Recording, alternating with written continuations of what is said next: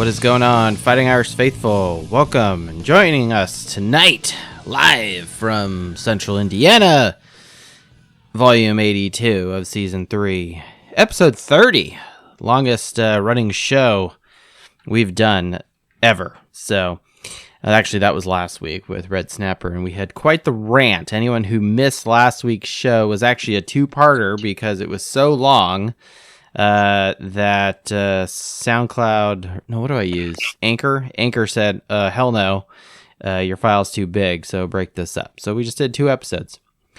Lots of talk about college football playoffs and Notre Dame discussing the option of creating either their own conference or joining a conference in order to make our path to a championship slightly easier. Now, we don't necessarily have to talk about that tonight, although we can. But first things first, I am Joe at faithful_Irish on the Twitter, and you can find us on YouTube, Spotify, and I am joined by my co-host, Red Snapper 9098. How you doing, brother? I'm doing okay. We are having a Johnny Walker Red Label tonight. In honor of the former leader of the Red Raiders, Washington State Cougars, and most recently the Mississippi State Bulldogs. Coach Mike Leach passed away due to a heart attack and some other complications from that. So you guys can look at that. But really hits the college football world pretty hard for someone who was a pioneer of the air raid offense and had been a coach for many, many years. So it did not feel right to not mention him and his legacy and what he contributed to the college football world since taking up the mantle as a head coach since the year 2000.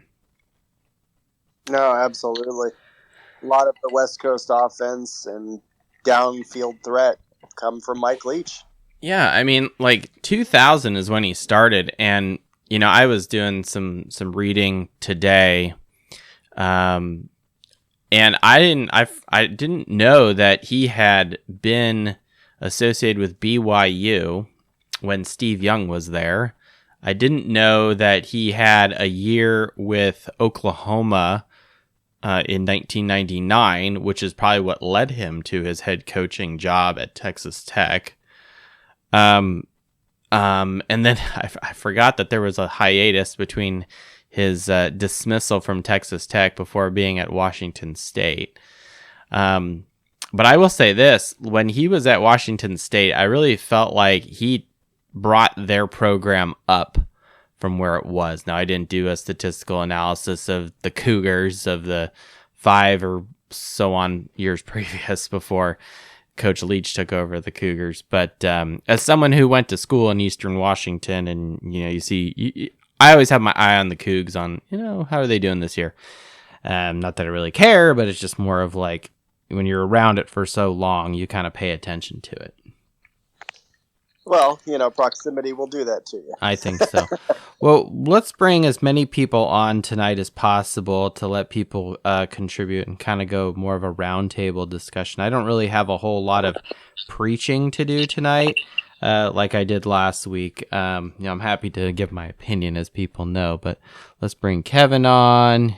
You've been invited to speak, and Adam Dowling. Both of you have been invited to speak.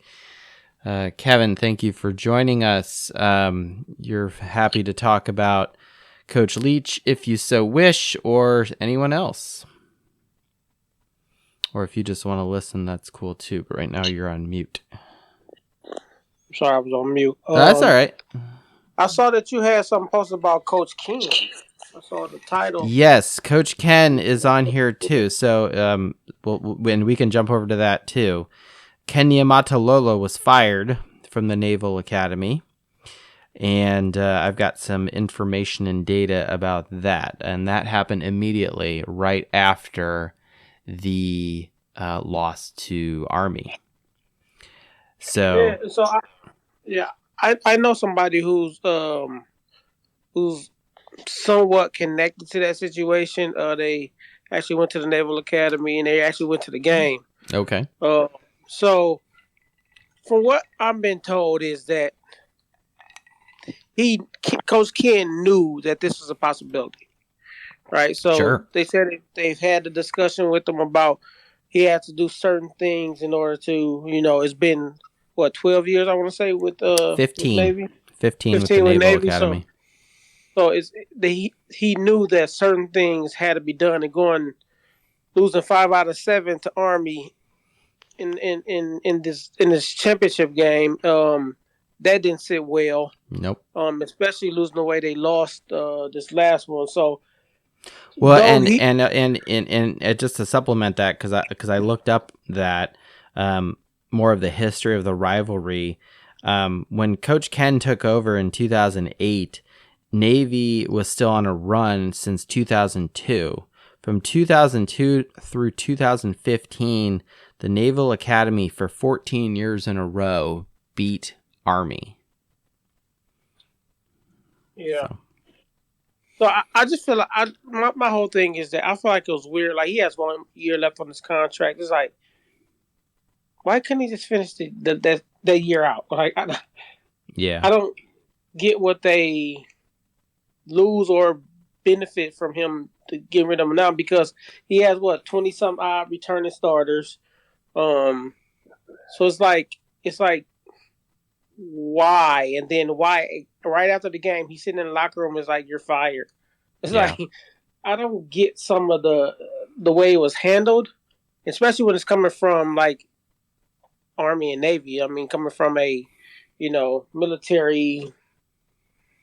Yeah, this isn't like you're at some, Pac-12 school and you have a sub 500 record for 3 years in a row, right? You're at a Naval Academy where you have to be recommended by your congressman just to get in, right? Yeah. So I feel name, image, and likeness is more like character, discipline, and I don't know, politics. Exactly. So I wasn't like, I get that you have to move on when things aren't working. I just don't 100% agree with like the way it was handled. I feel like it didn't show the Naval Academy in the best light. Sure.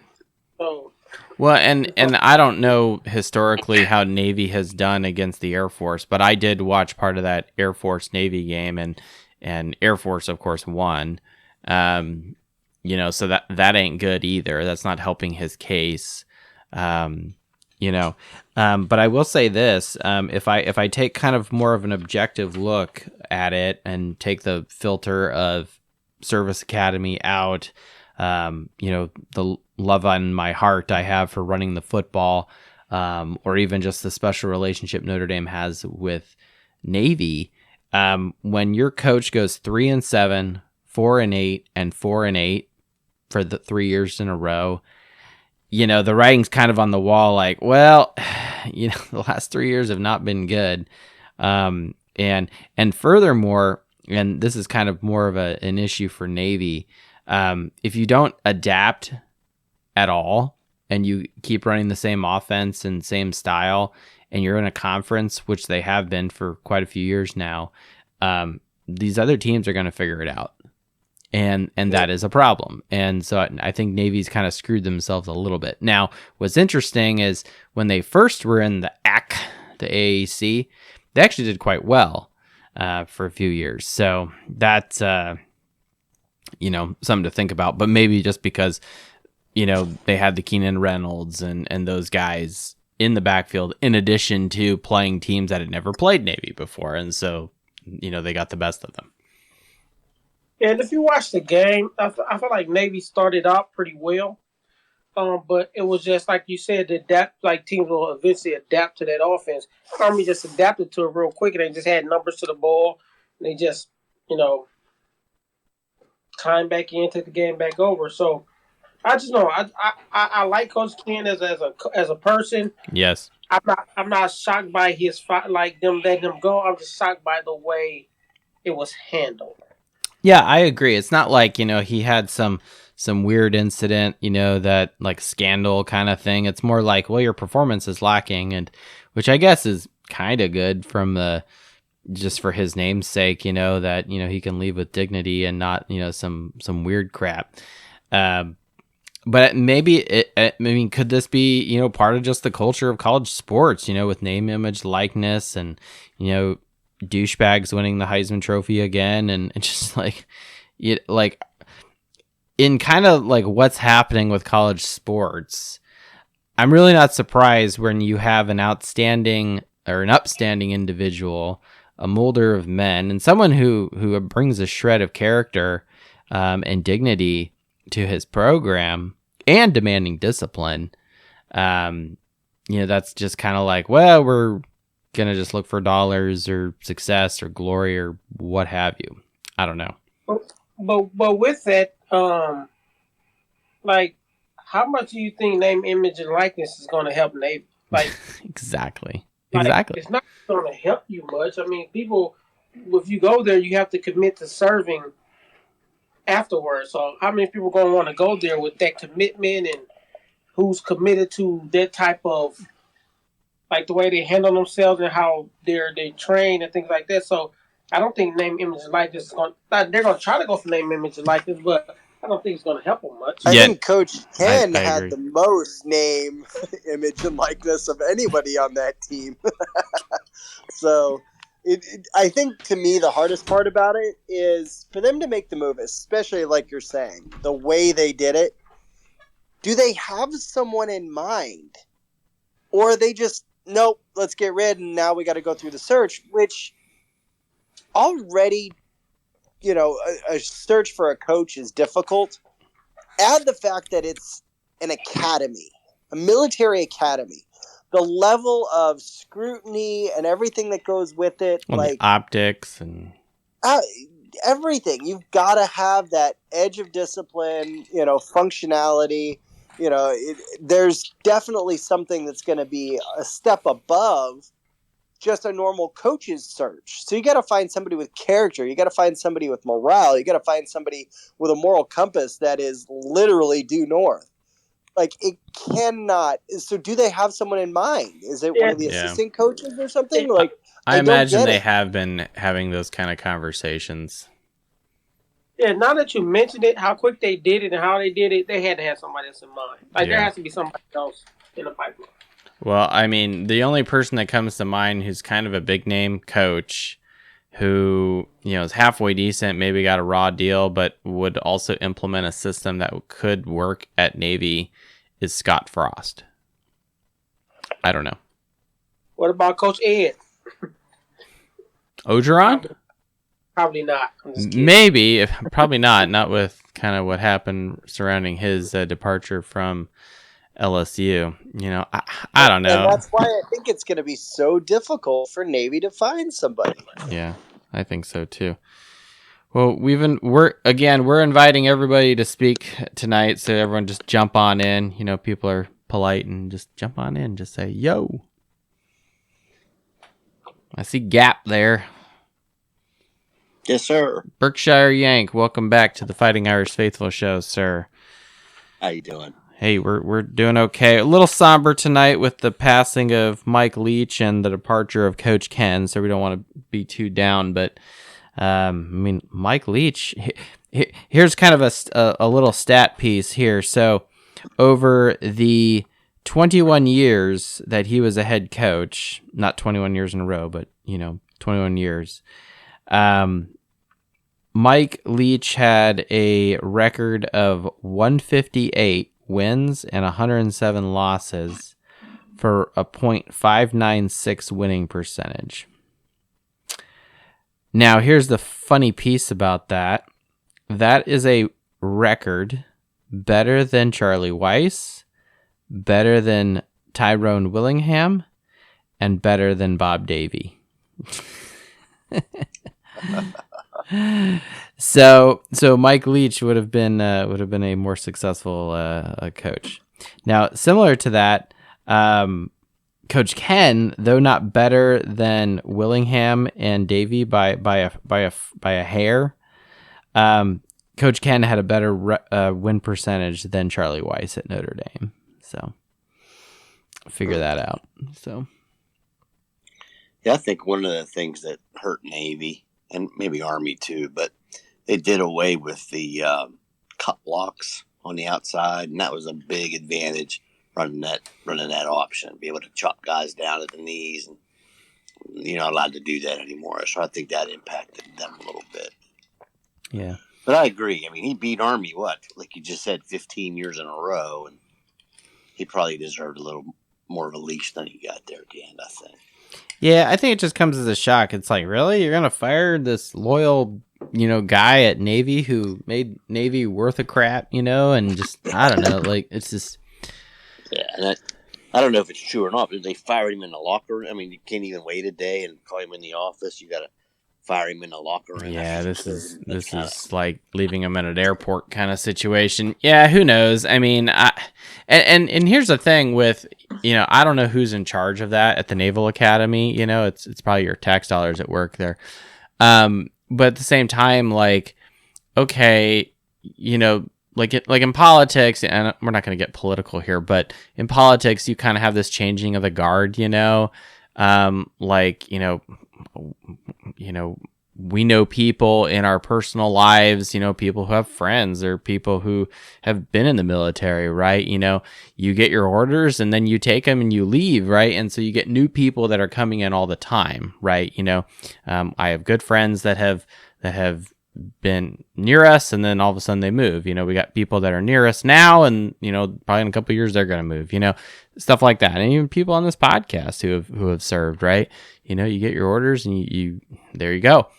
Now that being said, we thank people for their service, but I don't know the history of the athletic director or whatnot at Navy, how long, this lad or chap or woman or whoever it is has been there.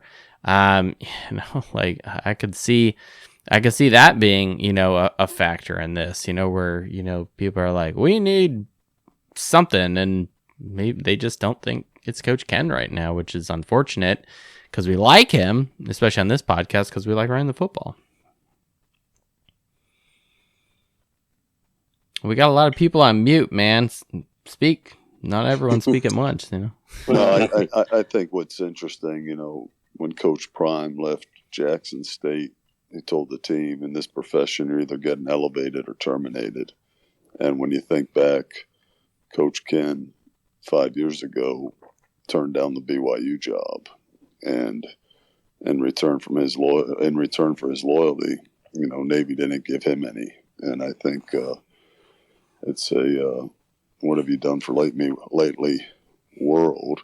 Mm-hmm. What have you done for me lately, world? And you'd like to hope an institution like the Naval Academy stays above the fray in that, but obviously they didn't. The one thing with Coach Leach, when you point to his winning percentage, I think it's important to point out, he always took the toughest jobs, Washington State in the Pac-10 and Texas Tech in the Big 12, and then Mississippi State. Vanderbilt's obviously a harder job in the SEC, but Mississippi State's a challenging job in the SEC. And yeah. Oh, yeah. When he took that Mississippi State job, I'm like, whew, man, dude, I don't know if your offense is going to work out there. Like, man, that's, have you seen it? Have you seen his coaching tree? I did look at it, as far as all the different people who, from Dave Aranda, that jumped off the page. Who was Sonny it? Dykes. Dykes, who's over at TCU now in the playoffs, right? Josh Heupel, Riley. Yeah, check it out. There is a huge list of guys who have coached under Mike Leach over the years, and he has had his influence on these people, and certainly his influence on college football, right? When you start chucking the football all over, and you're an OC over at Kentucky, right? And you're causing quarterbacks to go in the first round. That's a nugget for people to go look up what I'm talking about, right? Just to break into that world, you talk about such an unorthodox path. Well, and he wasn't even a player in college, right? No, he went to law school. Yeah, he went to fucking Pepperdine. right? Which is in the West Coast Conference with Gonzaga, right? So, he's got a law degree, and he coaches football. Like what? So maybe that kind of Pepperdine even have a football program? No, they've probably been undefeated since World War II, just like Gonzaga. But that's a joke. But the sorry, Jam, I cut you off. Just a fascinating character. Nobody disliked Mike Leach. Well, and I think people appreciate his candid nature. He's not a phony up in front of the press like Brian Kelly was, right? Right. And I think Coach Freeman has enough tact and discipline, or whatever you want to describe it, to not just run his mouth in front of the media. I think Mike Leach, maybe based on his background and his candid nature, or maybe just because he'd been a seasoned coach for so many years at multiple programs, he's just like, just kind of can or let it. His law degree influence, just basically he didn't give a shit. Yeah, he's like, what are you really gonna do to me? Like, what, No, it was. I've been following a lot of the stuff on his passing and going back to the Craig James. I think I followed him on Twitter too for a while. I don't know. Yeah, his pinned tweet about the air raid offense is great. But I was reading emails related to Craig James' son's lawsuit against Leach, and the players and the coaches in those emails, like to a person, talking about how he was fair, how he was hard, but nobody was singled out. Like it was just a fascinating read. One quick Notre Dame question: I view Peyton Bowen is the X factor in this recruiting class, and I'm set up to get my heart broken. Do we? I just can't. I don't understand why he hasn't decommitted if he's going to decommit. I was just going to ask that, so I'm glad you brought it up. Go ahead. I could have sworn I saw, unless I'm getting my strings crossed here. I could have sworn that he. I'm in the wrong year. Damn it, rookie. I could have sworn Drake Bowen. No, he's still showing that he's coming to Notre Dame for 24/7 Sports. No, he absolutely is. But all the talk is he's going to flip, and that's been the talk for the last 6 months. Where's he going to flip to? Oklahoma. Really? Oh yeah. No, you're talking about. I think you said Drake Bowen. He talking about Peyton Bowen. I'm talking Peyton. I'm sorry. Oh, okay. Well, Peyton Bowen, I could have sworn I just saw something today.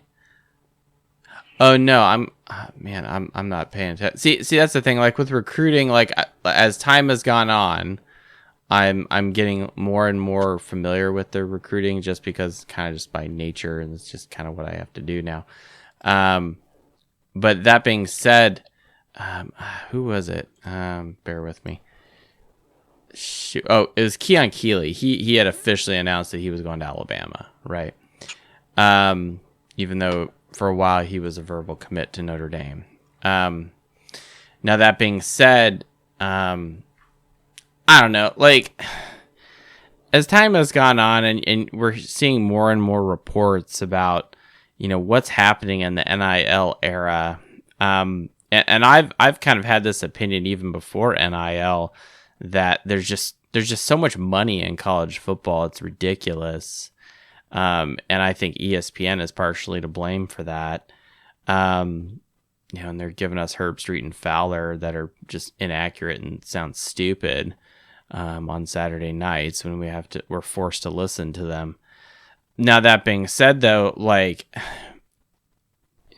I mean, I'm happy to watch games, right? Like you can, like every week you could watch a, Purdue game, between that. And if you probably didn't have ESPN, you wouldn't have the Big Ten Network and some of these other things. So I don't want to like be an asshole here and be ungrateful. That's not what I'm saying. I'm just saying there's too much money involved, right? No, there's collusion though too with like the SEC, and it's not just I mean, the SEC has been great, and historically they've won all these games and produced championships and stuff. But then it's like, well, how and why are they doing that? You know, like I keep a tab of schools that were winning titles, right?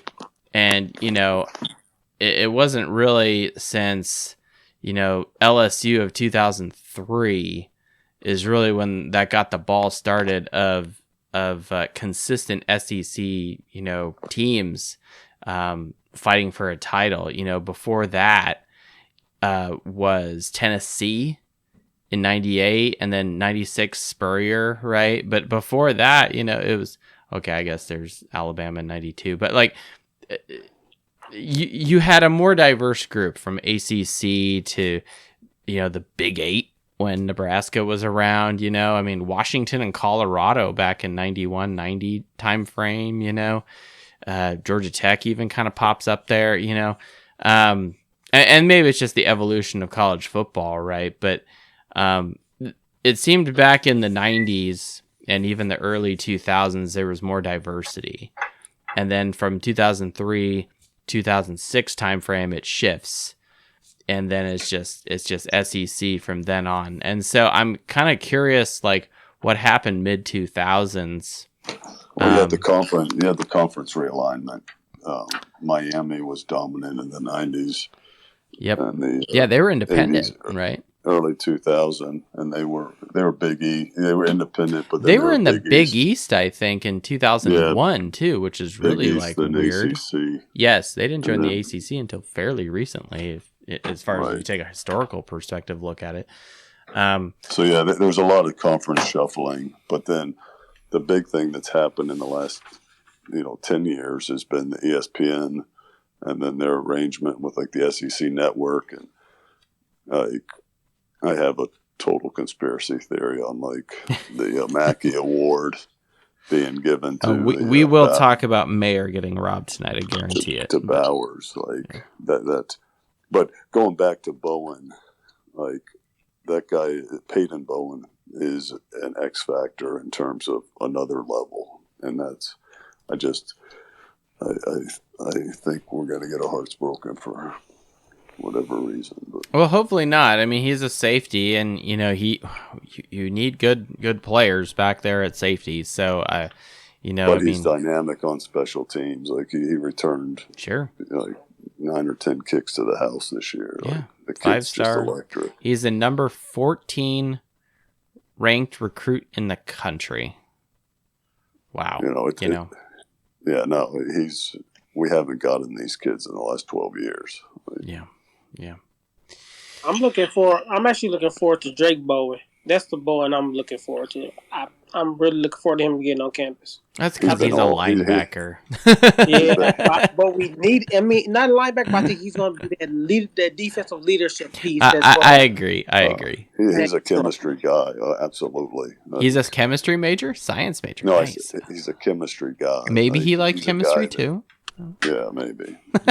Yeah, no, I hear you, Kevin. I agree wholeheartedly. He's a locker room guy that is.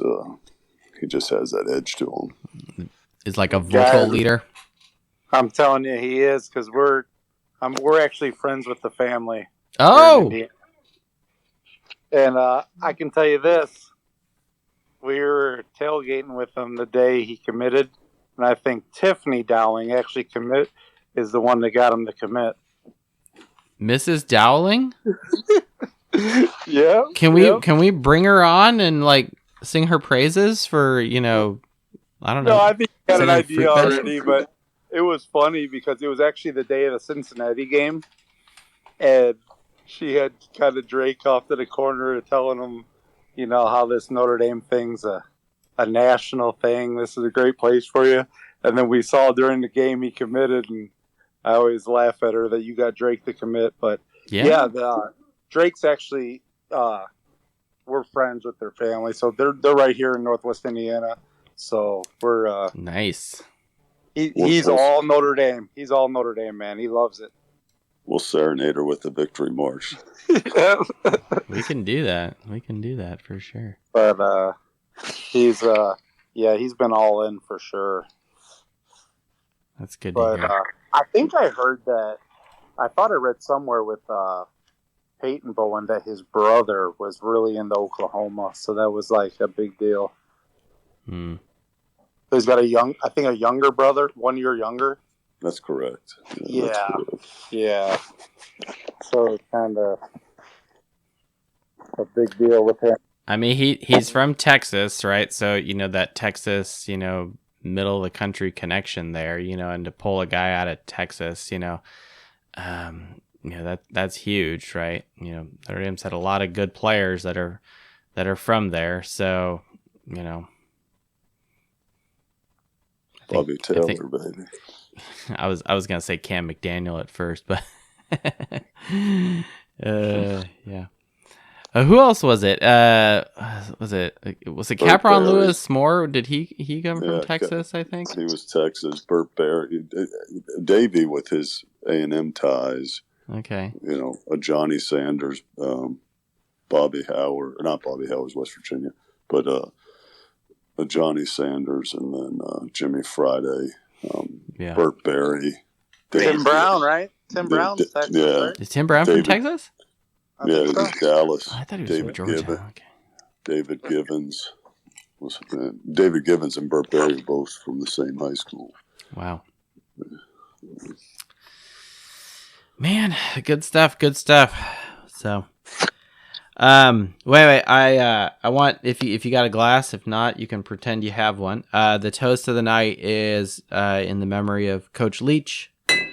Coach Leach, we thank you. We ask for prayers upon your spirit, your soul, may it be resting in peace, and strength and comfort to your family and to Bulldog Nation right now. I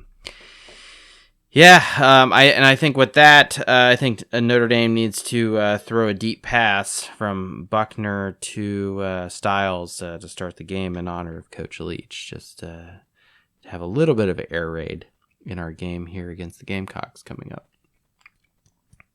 Amen. Yeah, absolutely.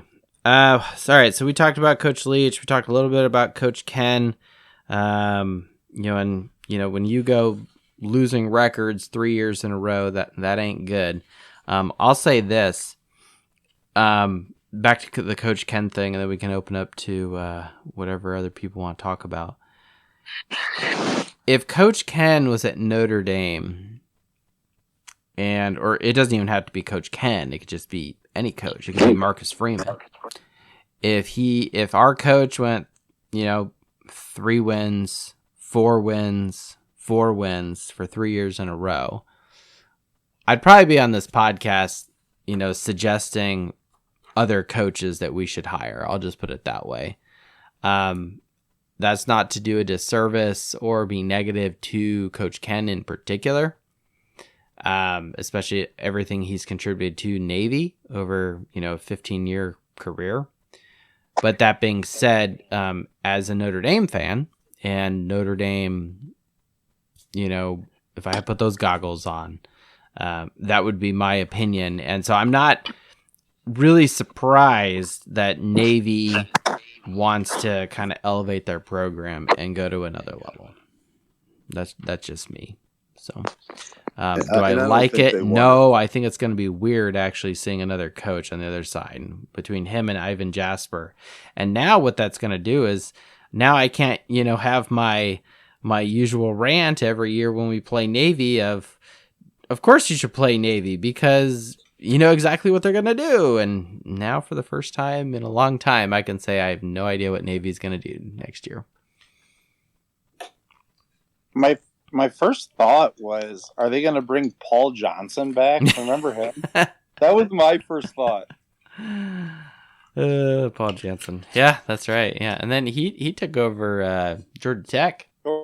Yeah. So I was thinking, I was shocked that they got rid of him. You know? I was shocked to see it. I think Red Snapper broke that news to me. So that's all I could think of was, Paul Johnson's not coaching, or they're bringing him back because his Navy. Have they ever not ran that style of offense? Probably not.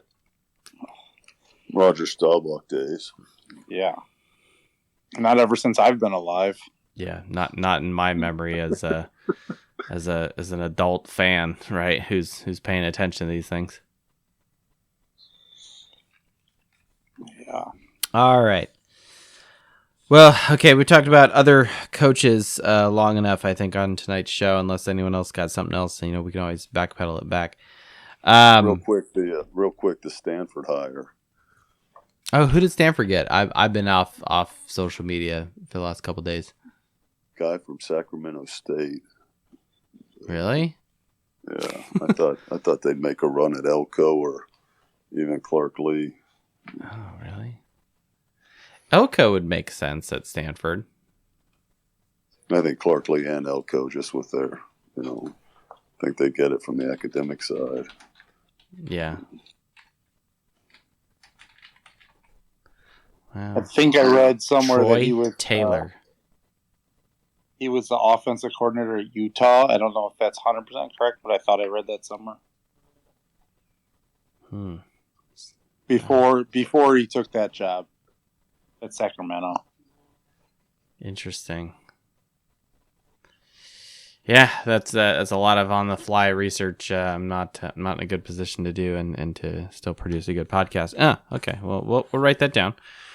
Troy Taylor. We'll have to look at that because we got Stanford on the docket next season in Palo Alto.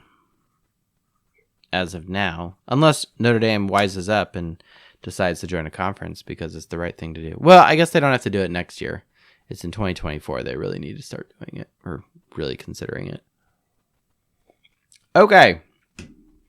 Actually, I would argue they do it next year too, because then if you win a conference, that gives your team more confidence going forward. But now I'm just repeating last week's episode. And you could get about $100 million too. I did not get $100 million on last week's podcast. Let me check the Etsy store. Nope. Okay. I have a question. If Notre Dame did create their own conference, who would you guys like to see in that conference? Yes, we're doing it. Red Snapper. This was your brainchild, and you want all the credit. Oh, absolutely. We just kind of randomly threw out names. I think it was who could we steal from other conferences? Michigan better be in there. Damn it. The problem is you need TV people to pay your new conference about $100 million a team. Who would not want that? And that's the part. As long as it's not ESPN, I think we'll be fine. If you could build a conference of old champions like Nebraska, like Miami, like Florida State, Colorado, bring in Colorado. I mean, gosh, that would be talk about hitting something the here and now with Coach Prime. You could literally bring in all of these old boosters that would throw money at these schools to create this conference of previous champions. You could call it, I don't know, the historic conference. Yeah, you could call it whatever you want. Maybe something in Latin, since Notre Dame would be responsible for it. We can come up with something.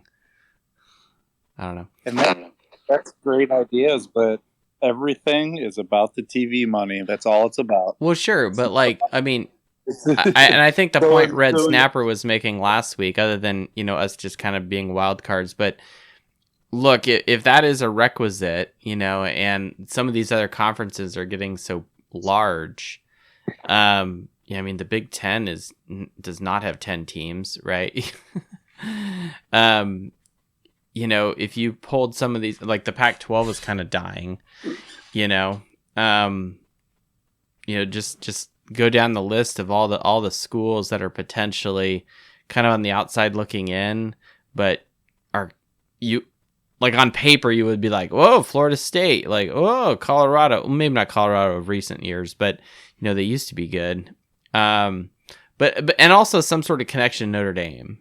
I would throw BYU and Liberty in there just because Liberty is on the up and up. Everyone I guarantee you they have Hugh Freeze, I think, still as their coach, right? So he's been there a while. He's been from the SEC. He went to Auburn. Did he take the Auburn job? Wait, did they get rid of Harsin? Yeah. Really? That didn't take long. They fired him before the end of the season. Good grief, man! I'm kind of like Williams coached their last 3 games. Where have you been? I'm the first to admit when I'm wrong. That's what this is. Hey, I'm the most realist motherfucker there is, man. This is the realest podcast you're gonna get when the host admits he's wrong. On that note, efforting Taylor, I just did the research. Yes, he was the offensive coordinator at Utah for 2 years. And listen to this. He comes from a coaching tree starting back as a graduate assistant under Rick Neuheisel. And he has 1 year under Steve Mariucci at Cal as the wide receivers coach. Mm-hmm. And that was in 96. So 95 and 96, he's got some interesting pedigree at that point. And then he ended up taking the head coaching position at Sacramento State after his 2 years as offensive coordinator at Utah. Wow. How long was he at Sacramento State? Let's see. I mean, that's an easy move from Sacramento to Palo Alto. Yeah, 2018. So 2 years, 2019. There was no team in the COVID year. So 3 coaching years as head coach. Wow. Well, with an overall record of 30-8. Well, and that might not be a bad thing because, like, look what happened to Stanford when they hired Harbaugh. People, Harbaugh came from USD, University of San Diego, the only West Coast Conference team that actually has a football team. And I think they play in, like, the Big West or something for football. They've got some weird deal going on there. But, maybe Stanford's looking back and be like, well, we brought coaches up in California who have been kind of promising. And they bring a new wrinkle and a team get kind of a shot in the arm. And I mean, maybe Shaw goes over to Navy. I could see Shaw going over to Navy. That would not be a bad move, actually. That would be a very strong move for Navy. And we'd be playing Smug Face again. I don't like that piece. That would be good. I think I would love that. Welcome back, Wookie. Glad you're feeling better. Or at least well enough to be on the podcast. Unless you're working right now, and then, we'll speak in code, Nah, I work overnight weekends. I'm off tonight. But, yeah, it's been a rough couple of weeks, but I'm here. Nice. I was thinking about if I was to build a conference for Notre Dame, I'm thinking the best of the ACC. So we're talking about Clemson, Miami, Florida State, and then what's left of the top of the Big 12, and then add Purdue as a in-state game. Okay, I think that might be a decent conference. Sure. Do you think Purdue would leave the Big Ten? Depends on the money. It's all about money nowadays. That's the problem. The Big Ten has such huge money. I mean, you think Nebraska and USC and UCLA really want to be a part of the Big Ten? No, the payout is so big that they don't care. Just pay me. Yeah. Well, and if Notre Dame didn't form their own, Latin name conference, we'll have to come up with something. I'm gonna give that homework assignment to Red Snapper to dust off his Latin text. I don't think he said Latin. Goodness. Victus. Okay. Victus. Hey, we should something that sounds Catholic. I'll just put it that way. I'm gonna flat out say that. Okay, I got the name. Our Lady of Victory League. There it is. Yeah, Our Lady. Yeah. There you go. I'm totally down with that. The Notre Dame conference, just call it that. This is be real strat. Modern Day is Mother of God. So anyway, why don't we call it the Golden Conference? The Golden Conference. Yeah, I'm okay with that. All right. If Notre Dame did not form its own conference, I would want to join the Big Ten, but it has nothing really to do with the money. I realize Adam Dowling makes a very realistic opinion and point about the money piece. But for me, it's more about just who is in the Big Ten. You know, it's a lot of local teams. We are a Midwest team, right? In Northern Indiana here, pulling from Chicago and stealing people out of Ohio State's backyard and, you know, da-da-da-da. You know, and so we have a history with Michigan State and Michigan and Purdue and, and even some of these other teams. You know, it would be great to play Penn State. USC is joining said conference, right? The Big Ten makes sense as far as Notre Dame goes geographically and historically with these other big name opponents that and some of them we have rivals with that. We have a rivalry with. I just want to play Michigan again. Oh, sure. Absolutely. Every year. Agreed. Yeah. I think it's great when Notre Dame and Michigan play. Absolutely. Like I get that kind of like, I don't know, a feeling every time I play Michigan and when I play USC. Every time. But steel sharpens steel. And for us to get better, we got to play better opponents. Yep. Yeah. You want to beat the best, you got to play the best, right? And gold is stronger than metals. So there we go. From a corrosion standpoint, Wookie. Not from it's heavy. True. Gold is heavy as shit, but it's pretty soft. Very, very true. But it's malleable. More valuable than metal. I mean, I don't know what's the price of gold right now. I don't know. All I know is the price of gas came down. Depends on when depends on when the gold is from. Yeah, exactly. Yeah. I mean, with the Big Ten guys, like all our natural rivals are there. I agree. And now that USC's there, and even if we were to join, I really highly think maybe they could be considered Stanford too. Mm-hmm. And then, I mean, what's NBC paying Notre Dame? Last I saw, is it in the 20 millions? That's it? I thought it was like Something 50 like or 60. Okay. And then starting, in one more year, every Big Ten school is going to be getting over $100 million to join. I went on a cussing rant last episode about how I fucking you is making more money with their football team than Notre Dame, and how on even the planet Neptune that's inappropriate.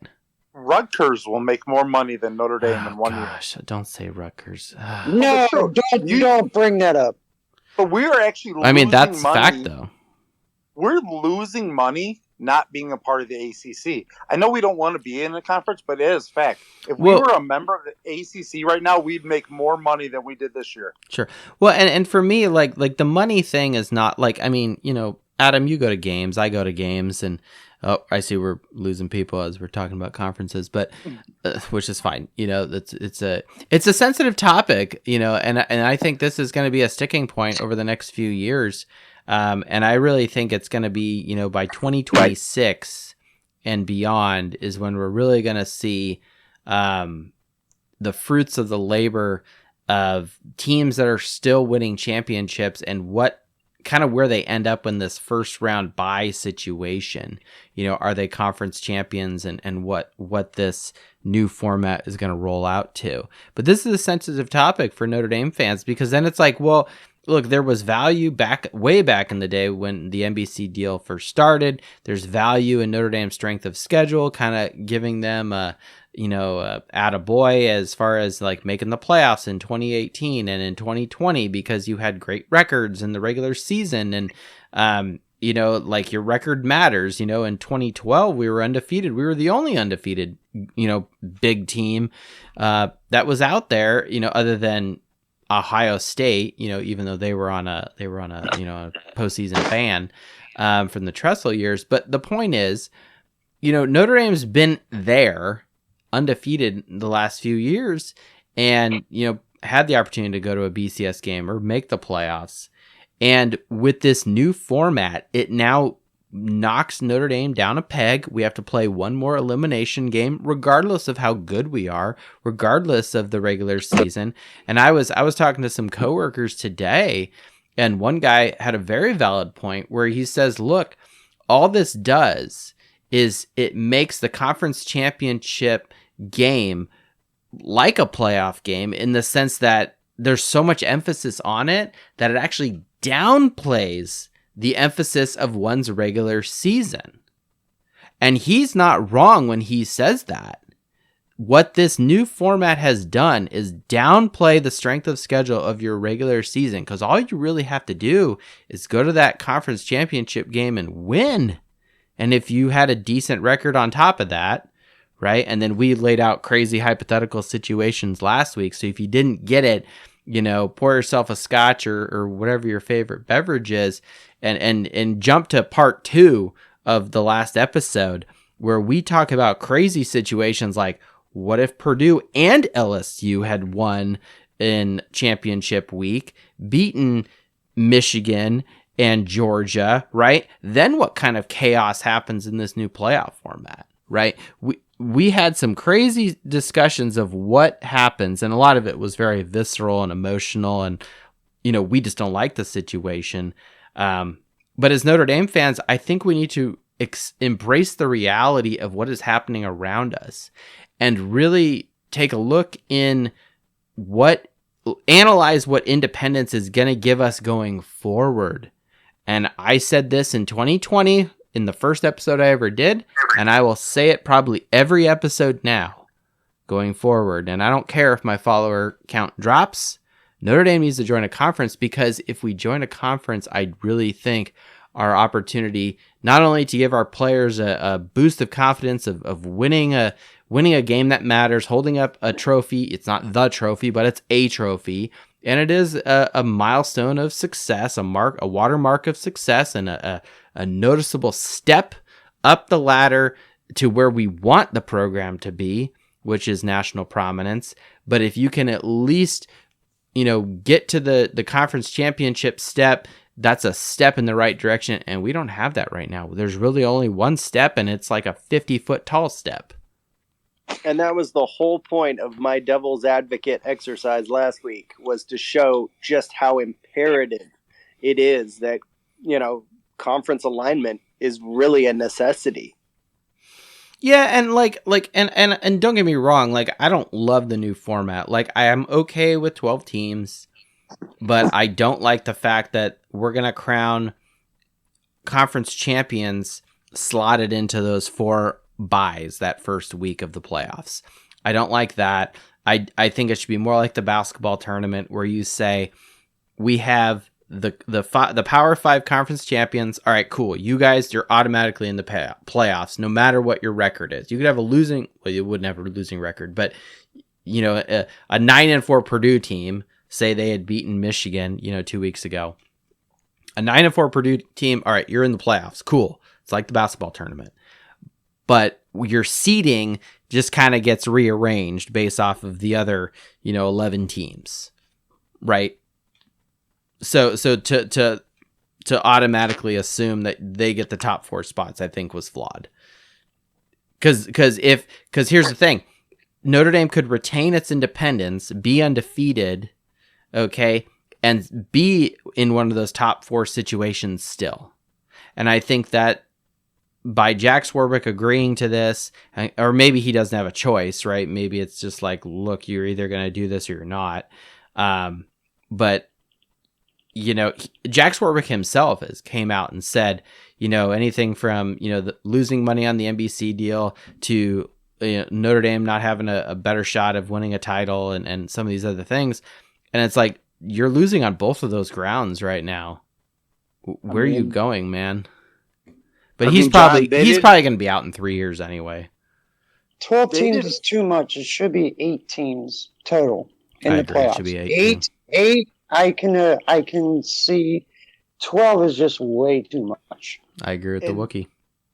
I don't believe they thought of it the way you're thinking of it as like LSU and Purdue winning and those teams having buys. I truly believe they were thinking of it as, we're going to do whatever we can to keep Notre Dame to penalize Notre Dame for not playing a 13th game. And that was the way. That was the way they were doing it. So our 5 versus 12 game is our 13th game. And I honestly think... Well, but you can have a situation where, and I'll throw it back to Red Snapper, you can have a situation, because I laid out the, like, if you're in a conference, right, if you win the conference, right, you've played said 13th game and now you have a bye, okay? But let's say let's go to this Purdue-Michigan hypothetical situation, or actually Kansas State and TCU is even a better situation, right? Both teams are really good. Both would be in a 12-team playoff. I don't think anyone would disagree with that. Or you could even look at Utah and USC. Those were kind of the two compelling conference championship games this year, right? The winner of that is the automatic. The loser, so in Utah, right? Utah would be automatically in the playoffs under the new format, and USC would have played a 13th game, but then would be playing their 14th game in the first round. So yeah, you actually kind of get penalized for losing a conference championship. Yes, you're in the playoffs and you still, quote, have a shot, but you still have to play that one elimination game. And then you would have like potentially a team playing their 14th game versus Notre Dame playing their 13th game, right? Because not everyone in that first round is going to be playing their 13th game. 18 playoff with a wild card. Yeah, I think 8 teams is... I'm actually reading a book. I won't go into too many more details on that, but I'm reading a book that describes it's kind of old and outdated, but it describes the benefits of the 18 playoff. So more to come on that. But you are right in the fact that it is actually easier for Notre Dame to win a championship if they're in a conference. Well, sure, because I laid out, I've got the numbers here. They're not that far off. Notre Dame owns the ACC. We only had 6 losses since when we started this ACC kind of allegiance here in 2014, right? And 3 of those losses came in 2016 alone. Our last loss in the regular season to an ACC opponent was Miami in 2017, right? So we own them. We have an 86% win percentage. So if Notre Dame came out next week and said, or even, whatever, and said, hey, we're joining the ACC, I wouldn't be pissed about it. Right, I prefer the Big Ten, but the ACC, I wouldn't be pissed because, like, well, all right, good, fine, we're actually on a path to success, right? We just got to get through Florida State and Clemson and whoever's yappy dog that is, and then we're good to go. So, dogs are welcome on this podcast, by the way. That's my little. We're pro animal, so. Yeah, we would be. I mean. We'd be in the ACC championship game every year. And yeah, I don't think you're wrong.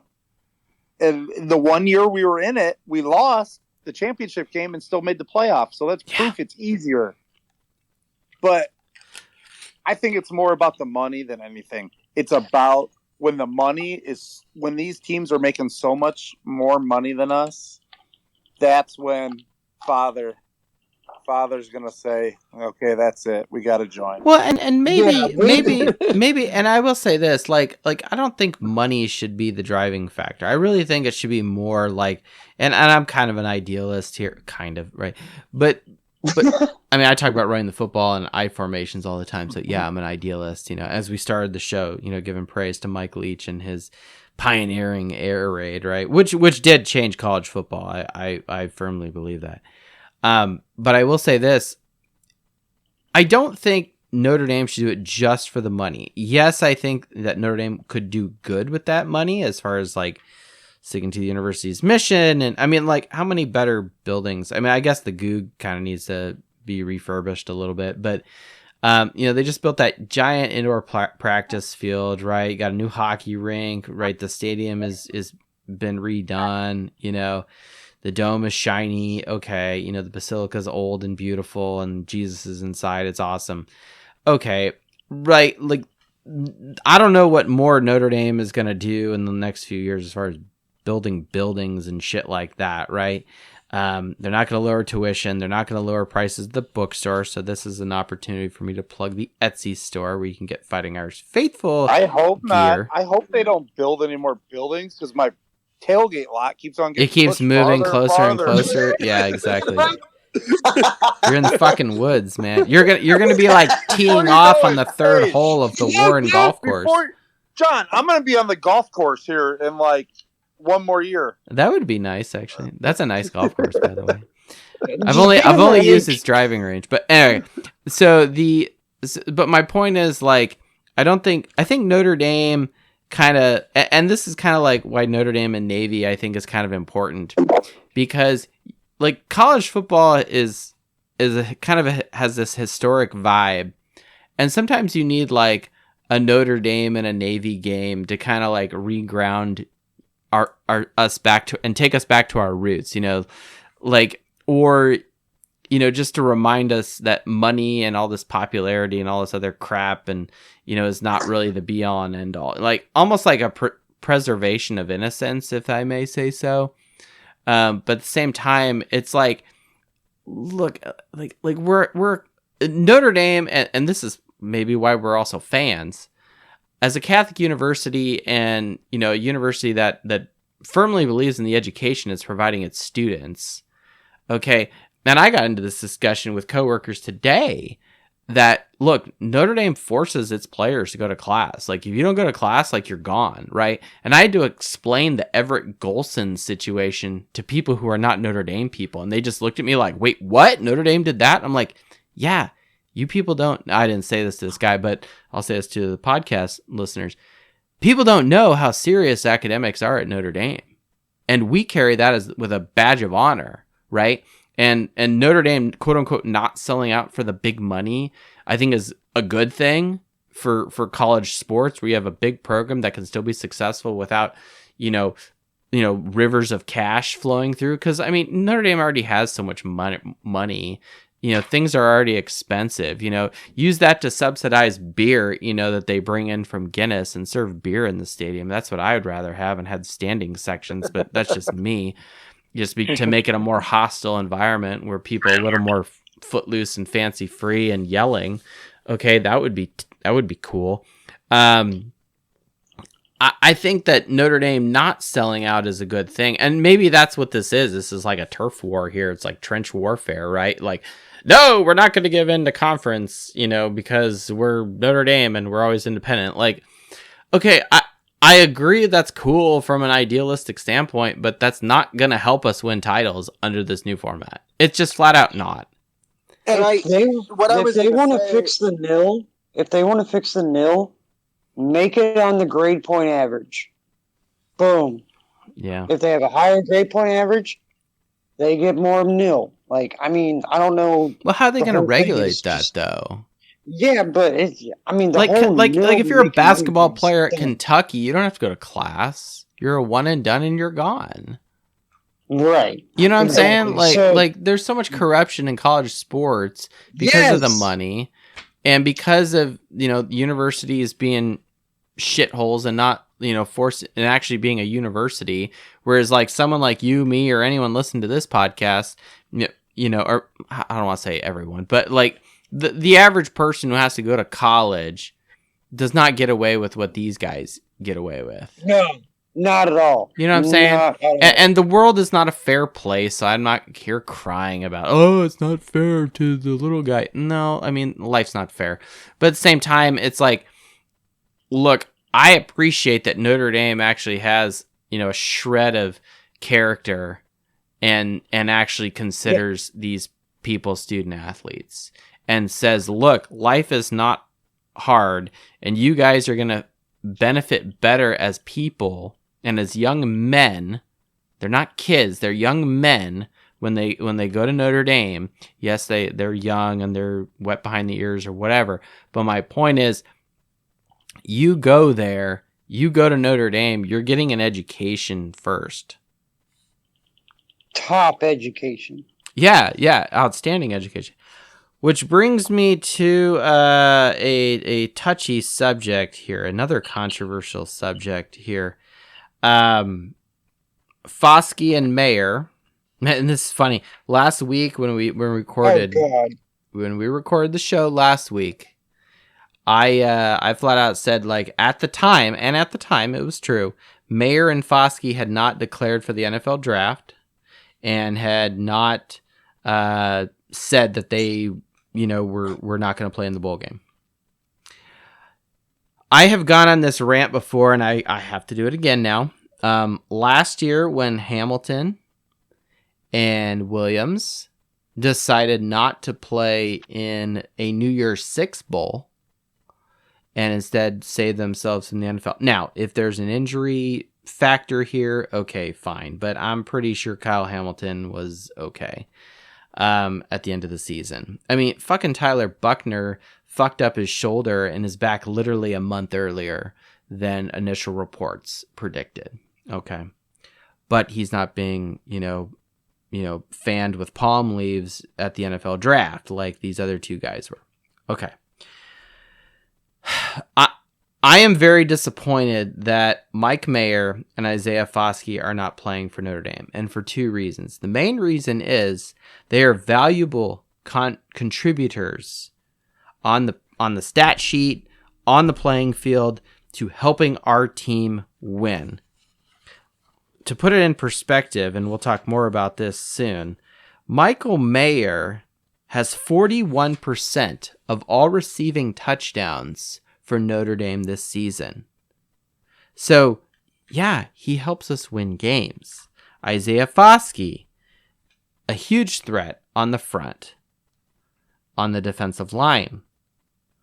And to not have them in a bowl game, an opportunity for us to win a game, give our new head coach his first bowl win. Yes, it's the Gator Bowl. It's not a sexy bowl, but it's another game for us as Notre Dame fans, and that's what we are, and that's what I am. I'm a Notre Dame fan. I want our team to win, and I want our good players to play. So when they decide not to do this, I'm disappointed, especially after we've just talked about how Notre Dame's an academic place and all these other idealistic things. Okay.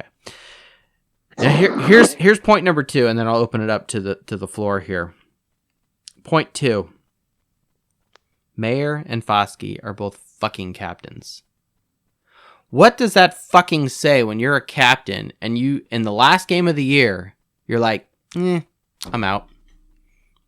Do you guys really think your likelihood of injury in this game was higher than, say, the South Carolina or the USC game, the other SC game?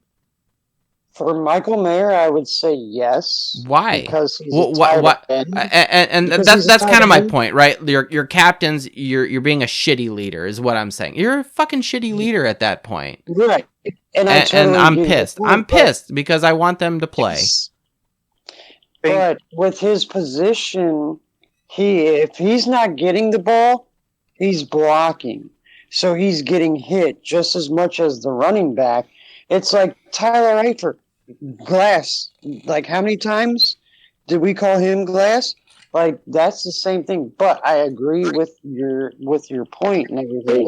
Well, the argument comes, is it the end of this season or is it the beginning of next season?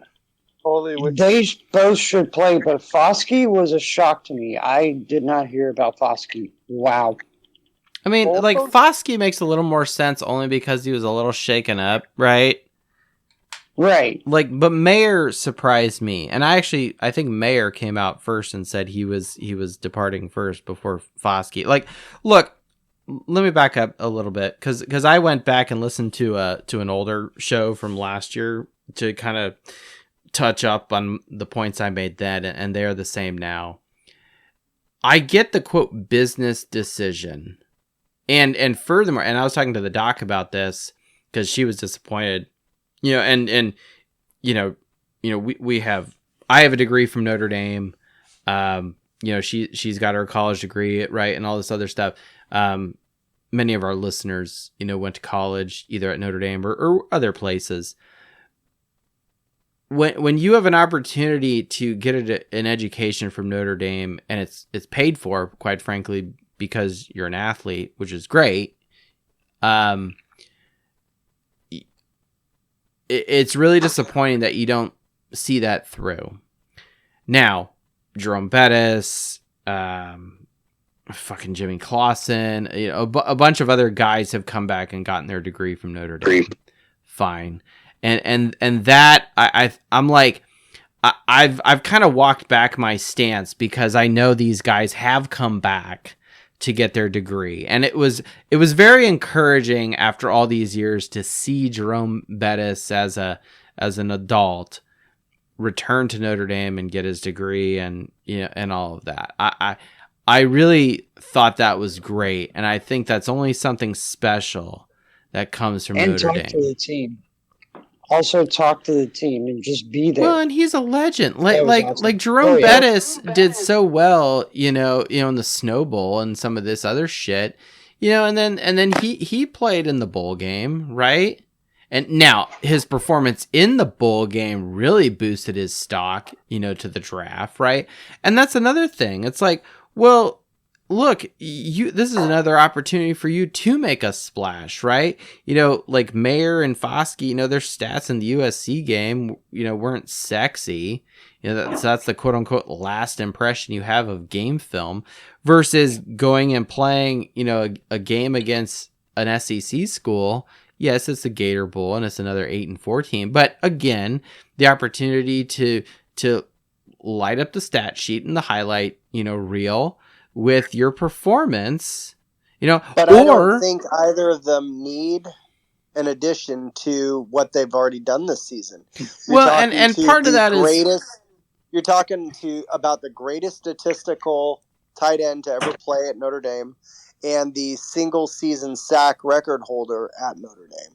I don't. Well, I know, but the NFL, like if you're the fucking Jets or who's the shitty program, right? The Texans, yeah, Houston's trash. The Rams. Yeah, that's weird. The Super Bowl champion Rams are garbage.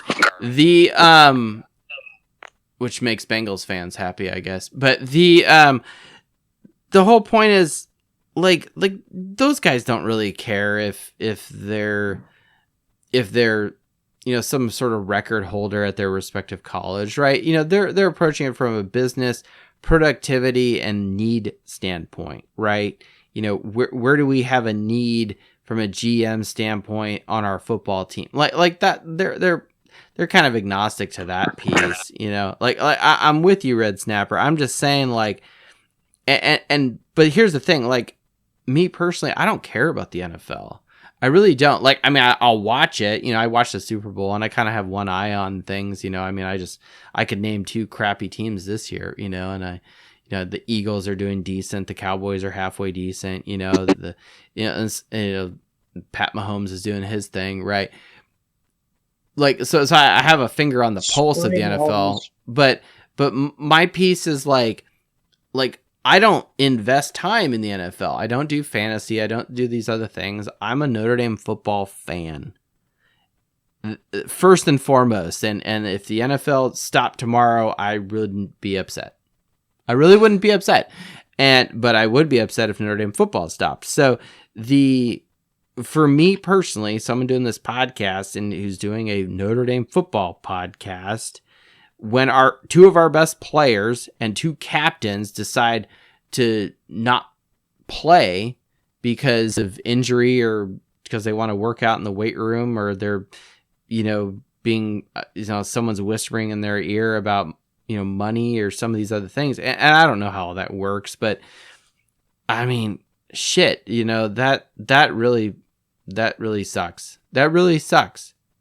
So one thing I want to say is that, like, I agree that it sucks, but based on the timing when they came out and said that they're not going to play, it makes me wonder about their communication with Coach Freeman and the rest of the coaching staff. Now, could the coaching staff have said, you know what, it's not worth it, you guys need to just go? Because I feel like everybody else who wanted to go into the league, as soon as it was over, they like, I'm going to the draft. But they waited so long to announce theirs. I wonder if there was communication with Marcus Freeman and the rest of the coaching staff about the decision. And maybe the coach may have said, you know what, you guys have a bright future. You guys are going to go early. Don't worry about the bowl. Like, I don't know, right? But it just seemed like the timing is kind of awkward. What I find is interesting is that the Drew Pine transfer thing came out first before these guys, declaring for the draft. That I think is interesting. And I don't know if there's like dominoes that are falling and, coaches are putting game plans into place. Like Buckner's healthy. It's reported that he's going to be starting and running out of the tunnel there in Jacksonville for the Gator Bowl, which makes people on this podcast excited about the Buck Wild package returning. Behind a decent, look at another way. Patterson, is he declaring? I haven't seen that, and he's gonna go to the NFL, and he might be drafted higher than these other guys. Maybe not Mayer, but Patterson's decent. Guys, we can't be mad at these guys. I mean, why not? Mayer and Foskey, those two guys, for 3 and 4 years, have put their heart and soul. I mean, I'm at every game, and we sit a couple rows off the field, so I'm behind the Notre Dame bench, and you see these guys. These guys have put their heart and soul into Notre Dame for 3 and 4 years, and those guys were all in crazy. This is an 8-4. This is a practice game for next year. Let's be honest. That's what. Well, okay, but then explain last year how we go to a decent bowl game.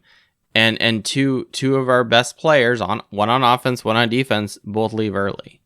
And that was a better team last year. Until the Jalen Smith. Here's what's happened. The playoff. Cite other example other than Jalen Smith, who was already banged up prior to the game. Maybe like a Willis McGahee or who? Remember when Willis McGahee from Miami destroyed his knee too before the draft? Agreed. Absolutely. But I'm just telling you this, though. These are, since the playoff era, guys, these are practice games. They're not, these guys. And again, that's why I bring it up as, is it the end of the season, or is it, and I'm sorry, I believe it's the beginning of next season. Yes, and I don't disagree with you on that point. My point is like this game is going to go down the books on the 2022 schedule, not the preseason of 2023. Yeah. But it doesn't. I mean, really, this game doesn't matter. This season, but it does to the money changers behind the thing, because all the fucking money that comes from all these bowl games, right? But it's more TV money than anything. It doesn't matter. It's still money, right? I mean, we were making money conversations about joining said conference and the Big Ten and all these other things, right? And it's like, and I'm with you. And everyone's entitled to their opinion. And Adam, I agree with you. Does this game matter? The answer is no. Do I think, other than the playoff games, those games are the ones that matter? Yes. Playoff expansion, jumping up to 12 teams, is that part of this? The answer is definitely yes. So I'm cool with that. And is there an injury component? Sure, but these guys could get injured in practice. These guys could get injured walking across, the parking lot and stepping off the curb wrong. I'm dead serious about that, right? I mean, the statistical likelihood is lower probably, but I twisted my ankle walking out to check the fucking mail tonight. Okay. Yeah, the difference between Foskey and Mayer is that, like I saw Todd McShay had a top 31 list, and they're both were. Who's Todd McShay? Is he right? Is he accurate? He's usually right on. Yeah, he had. Is he right because people listen to him, or because? I don't know. No, he evaluates talent. Is that his only job, to just evaluate NFL draft players, and he get paid a assload of money? Yeah. Hey, anyone that's worth a crap in media wanna reach out to me at faithful_Irish at fightingirishfaithful@gmail.com. I bring some legit stats. I'm just gonna throw it out there. Okay. One thing I will say though that is that over the past 10 years. If you think about the Notre Dame players that have left early, these are two that probably should. Now, we have these previous years, people have left early. I'm like, what the hell are you doing? Like, why are you leaving early? But these two, it's a different story. because they're actually like they're first-round draft picks. They're first-round guys. Yeah, they first round. There's some guys that left before that. I'm like, why? Or I didn't think Julian Love should have left early. I'm like, why did he leave early? Like, what are you doing? Like, so Kyron Williams should have played last year. Yeah, Kyron Williams should have played. Yep. Like they should have left early.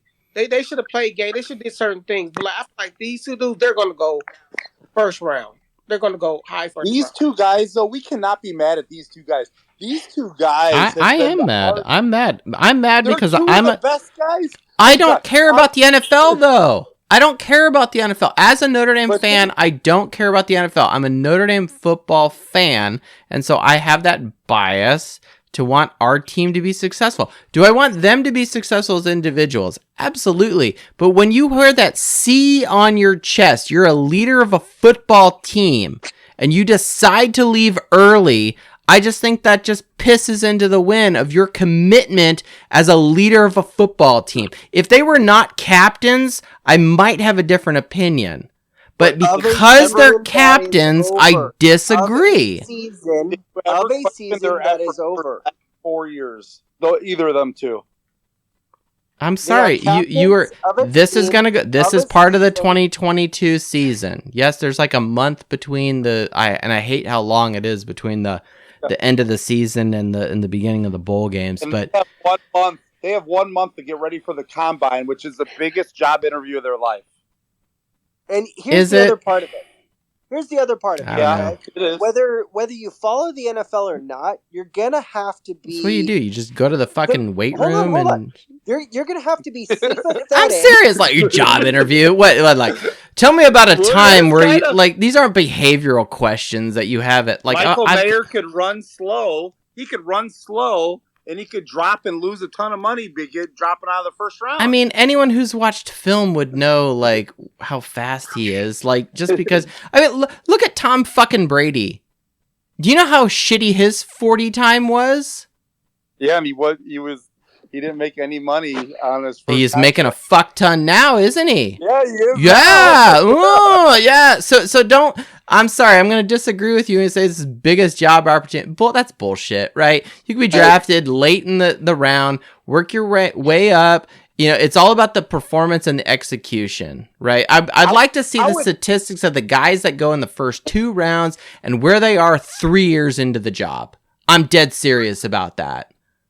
And I don't care about the NFL, but... Let me throw something at you that you're going to have to realize. I'm getting hot on this. I do want to go on absolutely. I am pro-mayor here, by the way. I do have a huge rant. Let me throw the other side to this, okay?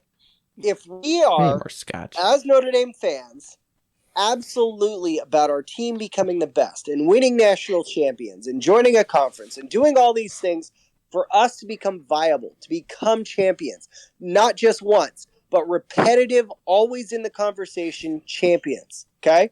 That means recruiting to get players to come to us. Winning, like we've always said, is the biggest recruiter, okay? If that happens, then you are going to have to be sympathetic to guys going in the first round, which means you are going to have to be sympathetic to guys leaving for the NFL because their goal, yes, at Notre Dame, yes, it's the higher standards, the execution, the excellence that we all demand and love and know about Notre Dame football. I just don't see the statistical. I just don't see the statistical connection between leaving early or if you didn't leave early and injury. Let me finish. In order to get the players, I don't think the injury factor. I think that's bullshit. I don't think, no, it's a business decision, like you said, and it's literally the fact that these players, the talent level is going to go up. The talent level goes up, those players get drafted in higher rounds. But I don't care about the NFL. Rounds, but that's the point. How does that help down Notre Dame? They're going to have to. If you don't care about the NFL, you're not going to have good players to win it. You 100% have to care about the NFL. No, that's not true. The guys that are going to Alabama are going there because Nick Saban has a fucking 80. Nick Saban has a stupid high record, not because of the guys that are going to the NFL. It is an end result of the talent of his recruiting. If we are going after 5-star, 4-star recruits, their goal is to play in the NFL. Well, sure. We have to have a program that matches that. Their end game is not to win a championship for Notre Dame. That is a stepping stone to where they want to go. And that's what you have to be sympathetic to. That's what you have to understand. You have to understand these guys, their goal is then why did you choose Notre Dame? Football. Then why did you choose Notre Dame? Then why didn't you go to Alabama? Because they want everything that Notre Dame comes with. So now it goes back to the other side of the thing. We talked earlier about Notre Dame kind of being the city on the hill and kind of having this good connection with Navy and upholding academic standards and kind of a shred of and maybe it's not all about the money. Now we're turning it around and saying, well, now you have to promote players to go to the NFL because of the money and this big job interview and all this other shit. You can't have it both ways, guys. You can't have it both ways. Yes, you can. Yes, you can. That's what Notre Dame is going to be unique in. Yes, you can. If you can have players who meet those academic rigors. But see, I don't want Notre Dame to be a pathway. I don't care how many Hall of Famers Notre Dame puts in the NFL. I don't care about that. You want championships. In order to get championships, you need talent. In order to get talent, you have to recruit. And those recruits are not. I mean, just how many Notre Dame? Hold on a second, guys. How many Heisman Trophy winners or national championship quarterbacks have won Super Bowls? Other than Joe Montana, that's the only one I can think of off the top of my head. But the thing is, we might not care about what Notre Dame wants, but they want those guys to go to NFL because that's money back to the program. Well, okay, fine, but like, so is then join the Big Ten because that's a lot of money back to the program. Like, my point is like, there is a connection of success between Notre Dame having good players and good players in the NFL. Don't get me wrong, but I'm not saying those, like, there's a causality of that. I think that's more of like Notre Dame's a big program with good players and the NFL is full of all good players. But there are so many complexities of the NFL between your GM and your head coach and your coordinators, and people not getting injured, quite frankly, that factor into winning seasons. And holding up a Super Bowl trophy or being a Hall of Famer. Like there are so many guys in the NFL that have won Super Bowls that came from programs, you're like, wait, they came from where? Right? Like what's his face? From fucking the Bills. He went to Wyoming. Oh, Randy Moss is a good example. Randy Moss could have gone to Notre Dame. That's another little wrinkle. But the I mean, there's so many success in the NFL has nothing. I disagree with you 100% that there's no clear causality of Notre Dame's success and these guys' success in the NFL. Will they go in the first round? Maybe, but that's a function of what they did in college. Okay. But their success in the NFL? No, definitely not. No. Are you willing to admit the correlation of first round draft picks associated with success at the college level, a la Alabama? Oh, sure. A la LSU. Sure, but but what came first? The success in the program. Exactly, which comes from recruitment. So when you have Alabama, okay, well that's a different story. If you want to talk about recruiting, but what's getting them that success? Like look, and I want to move on to the mayor piece because we have to talk about this tonight. This is the big statistical thing I wanted to break down of why he got screwed out of the Mackey Award. I mean, these guys who go to the NFL, they're great. And look, I'm not here to talk shit about Mayer or Foskey. I am disappointed that they're leaving. I'm disappointed because no one on this podcast and who's contributing or who's listening is going to say that our team is not better with them playing. And that is the only position I have. Our team is better with them. All these other reasons that people are talking about, you guys are just convincing yourself that it's okay for them to leave. I would have said if that's the case, then Foskey should have left after he broke Justin Tuck's record, after Mayer had a good game against BYU or whatever. Okay, why leave now? I don't think that one game, like they shouldn't have played the Navy week, right? If that's allegedly the big injury week, right? Because of the cut blocks and all this other, shit. Okay. I mean, I just think that's an excuse, and I think the Jalen Smith situation is one incident isolated at Notre Dame. I can't think of another one. We got off the rails a little bit. I think we just got to start realizing that with the playoff era, that we should join a conference. The Gator Bowl is a practice game for next year. I know, but I'm a Notre Dame fan. I still want our team to win. I know, but it truly is. Michael Mayer and Isaiah Foskey are two of the best players to ever put on Notre Dame uniforms. I agree. They're very talented. And I'm not going to be mad at them. They hold records. And I'm not going to be mad at them for not playing the Gator Bowl when we had a bad season. So, which I don't like that they're captains and they're leaving. Yeah, I hear where you're coming from, but it's almost, you got to realize the playoff era has changed everything. And we're all coming from the same place. I don't think so, because before, even go back before even the BCS, right? Yeah, where it's you had, if you went to one of these big time bowl games, right? You needed those guys in there, right? And did those games really matter? No. We're an 8-4 team in their first round draft pick. I think it's more of a mentality of there's too much money at stake.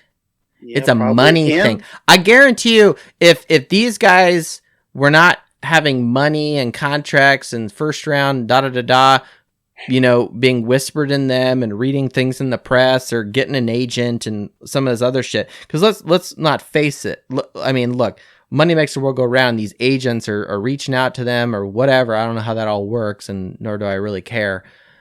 But it's I guarantee if the money thing wasn't there, they'd be playing. They'd be fucking playing, and that's a fact. No. If there was a national championship on the line, then yes, they'd be playing. Yeah, this game is 100%. Not a national championship. Then if they had a goal that they could meet to better their season, then yes. They're not in the national championship. After we lost to fucking Marshall, our chances of a national championship were tarnished. But they have the regular season to finish. That's what I'm saying. What does it matter if you played the USC game or you didn't? If they didn't play, it doesn't matter. What does that mean? If you're the Jets, do you care if Michael Mayer played in the USC game? You don't care about that. No, you don't care about that. The Gator Bowl's a practice game for next year. That's so is the USC game by the same argument. I'm pissed about this. I don't like it. USC. It's Notre Dame USC. And it's part of the regular season. They have done their job. Don't be mad at us.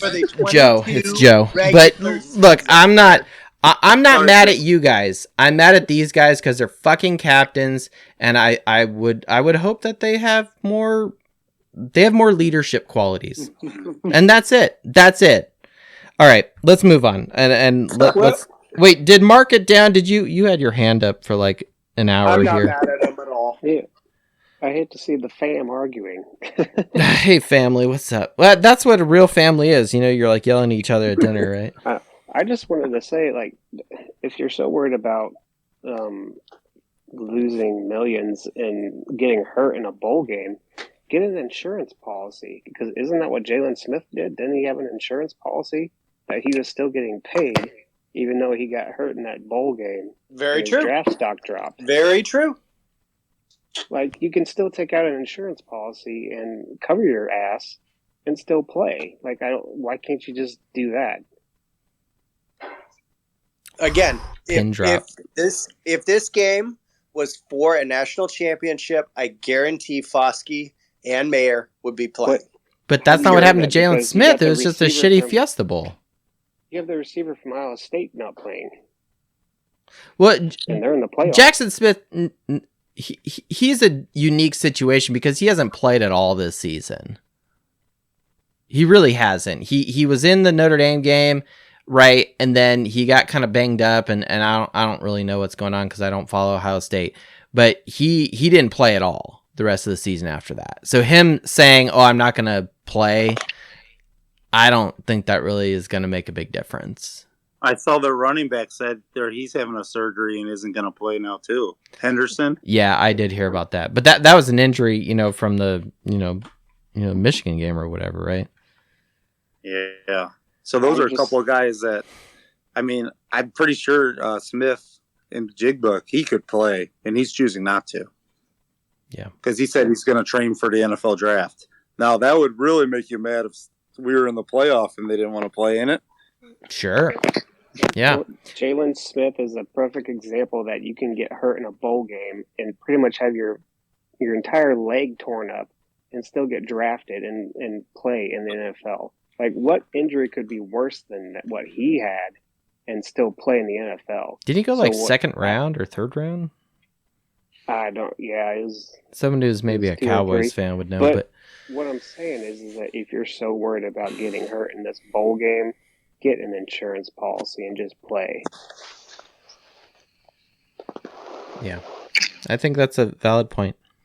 All right, let's jump over to Mayer here. I think we've scraped the bottom of the barrel here, and now we're actually bringing up wood and not whatever else we're trying to pull out. All right, so anyone who didn't see all the Twitter fights between us and Georgia fans, Michael Mayer did not get the John Mackey Award for best tight end in the country. It went to Brock Bowers. Now, I was curious on this from a data standpoint, and if we look at tight ends, what do they usually do? They block, but they catch passes. Okay, so let's just go down the list here, and every single statistic except one is in Mayer's favor. And so this is stupid why Mayer got screwed out of this award. Does it really mean much? No, but apparently neither does the Gator Bowl, right? Okay. Receptions, Mayer has more, 67 to 52 for Bowers. Yards, Mayer has more, 809 versus 726. Now, yards per catch, the average is better for Bowers, 13.9 versus 12.0 for Mayer. Now, games played, though, Mayer played one less game technically, whereas Bowers and Georgia played that SEC championship game. So, if you break it down by games and effectivity of games and for the team as a whole, Mayer averaged 67.4 yards per game versus Bowers 55.8. Touchdowns, receptions. Mayer scored 19 touchdowns. Or excuse me, 9. 19 would be amazing. 9 touchdowns versus Bowers 6. And these are passing touchdowns. Touchdowns per game, Mayer 0.75 versus 0.46, less than half for Bowers. Receptions per touchdown, I think this is the key one. It took Mayer 7.4 catches for every touchdown versus Bowers 8.7. Now, receiving touchdowns as a percentage of the team. So Notre Dame as a team has 22 receiving touchdowns. Mayer has 9 of those 22 for a percentage of 41%. Mayer is 41% of all of Notre Dame's receiving touchdowns this season. Bowers, on the other hand, he has 6 receiving touchdowns out of the total 18 for 33%. That's huge. 41% versus 33%. Now, receiving yards, moving the ball down the field. This is kind of yard pointsy. Receiving yards as a percentage of the team. Mayer has 809 receiving yards out of Notre Dame's 2,399 yards. Thank you, Drew Pine, with a sprinkle of Tyler Buckner.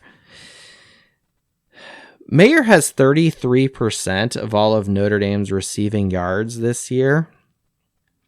Bowers has less than 20% of all of the receiving yards for Georgia. Granted, Georgia has more, 3,704, but Bowers, again, it's his contribution to that sum. Now, receiving as a percentage of the team, these are just catches. Mayer, 34% of all catches, almost 35%. Bowers, 17%. Mayer is a more impactful player on his football team than Bowers. He moves the needle in the favor of victory and giving us an advantage. And he was also announced, I guess, recently that he's a first-team All-American from a tight end standpoint. So, I saw the most ridiculous claims by someone who will not be mentioned here tonight on Twitter, who was getting into fights with multiple people, myself and those leprechauns. And this fool did not have the courage to jump on tonight, even though he kind of got a call out. I swear it was just some 16-year-old or 19-year-old kid who is whatever. And anytime I gave any of these facts and data and numbers, he kind of ignored it and said, well, Bowers runs the ball versus Kent State. Like, who gives a shit? That's a gimmick play, and that's not a sustainable model for what a tight end really does in football. So Mayer got screwed out of this award, and the only reason why Bowers has this award is because he plays for Georgia, who's the number one team in the country and the number one team in the playoffs. If Bowers played for LSU or Florida State or whatever, no one would care. But because he plays for Georgia and an SEC team, he's anointed, and trophies are given to him, even though the data doesn't actually mean anything. So, is Bowers going to the NFL draft? I don't know. I don't really care. Anyway, that's kind of the piece here. And other than that, Buckner's returning for the bowl game, which is nice. And Notre Dame needs to join a conference.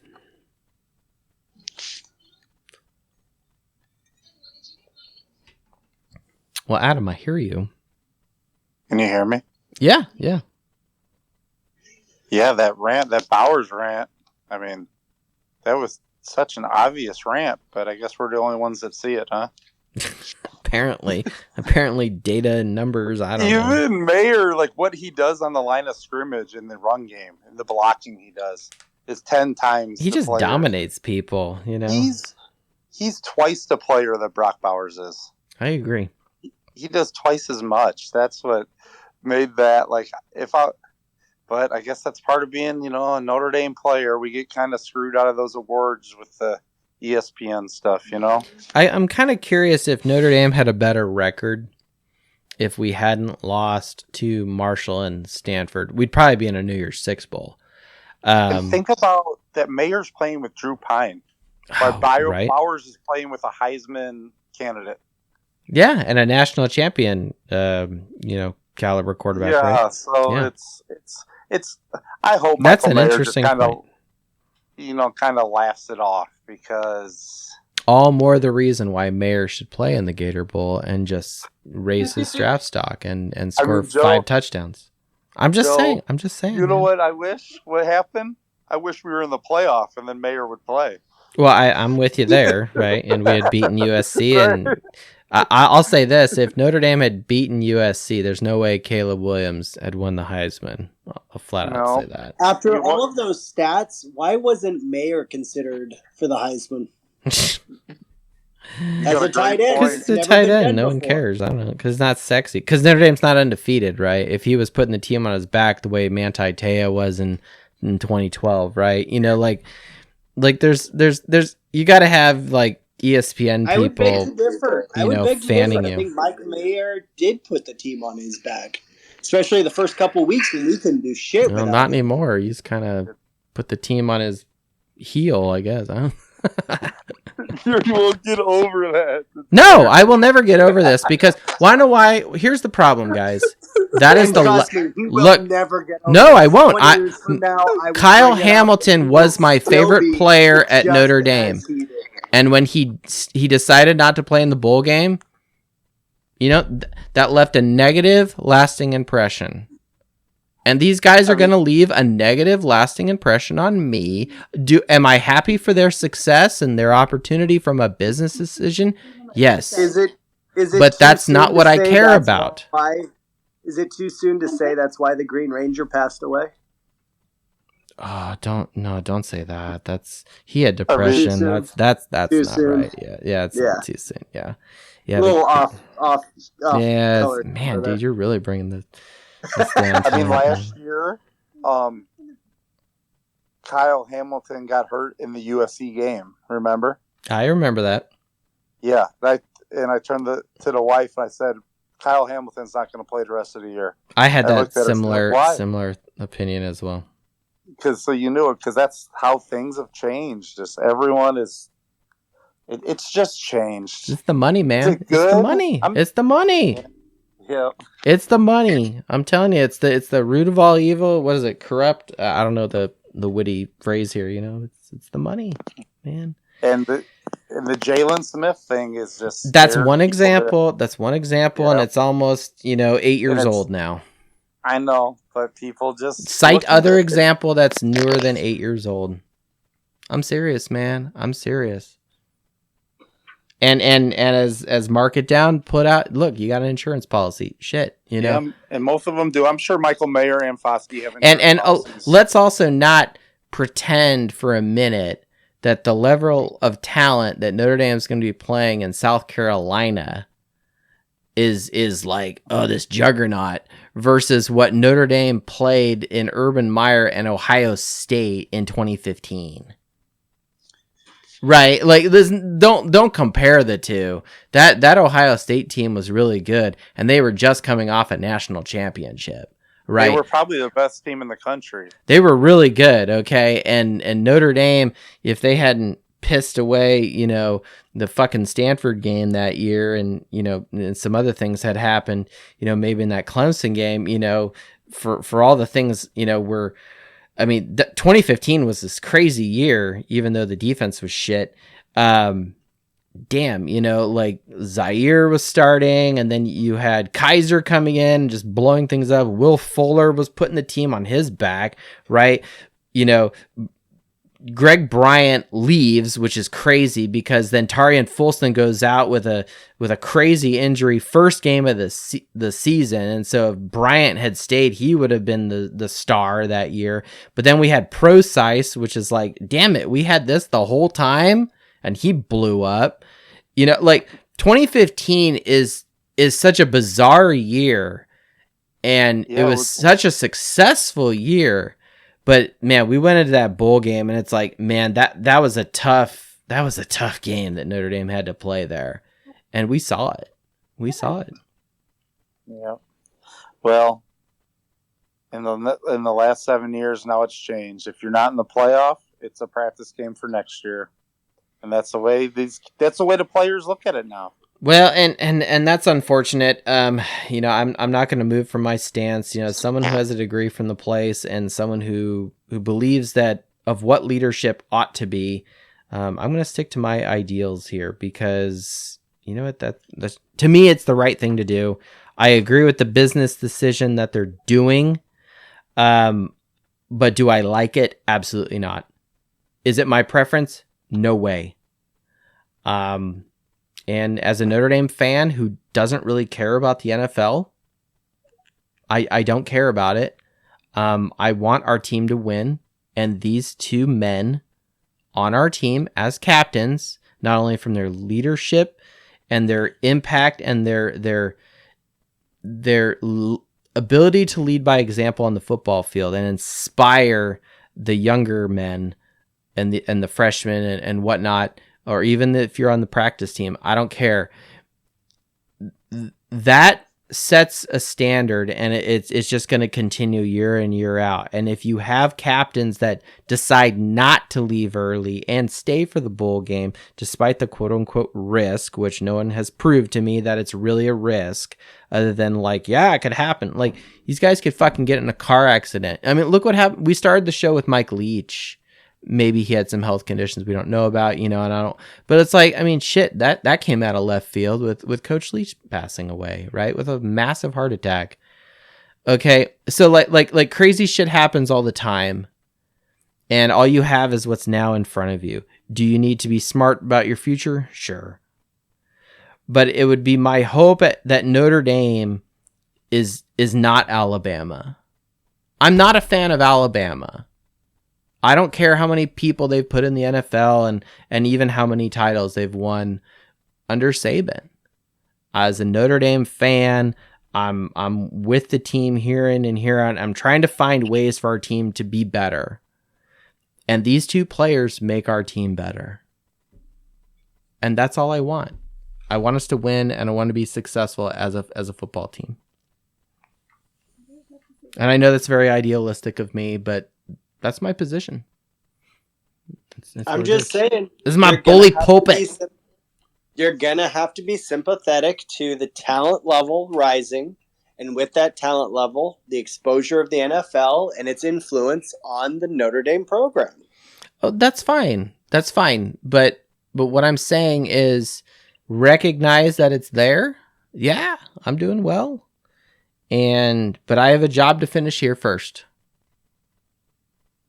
And that's all I want. I want. What I'm saying is, look, from their point of view. Look, I'm going to get preachy here. Sometimes the right thing to do is not the easy thing to do.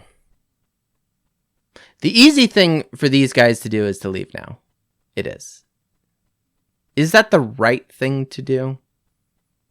I can't answer that, and I don't think anyone on this podcast... That's a question for Mayer and Foskey. Exactly. That's a subjective question.